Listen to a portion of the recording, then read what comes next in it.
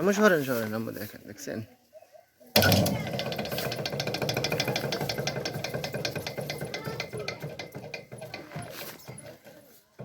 দেখছেন আপনি একটা মেশিন দেখতেছেন ধান ছড়তে এখন আর পায়ে চাপল লাগবে না বুঝছেন মোটরের সাহায্যেই ধান লওয়া যাব কত সুন্দর প্রযুক্তি দেখছেন নি বিদ্যুতের সাহায্যে এই যে মোটর নিচে ফিট করছে দেখেন দেখছেন এই যে এটা কত সুন্দর না কত সুন্দর প্রযুক্তি দেখছেন নি 2-3 জন ধান ছড়তে পারবে একসাথে এই যে মোটরের সাহায্যে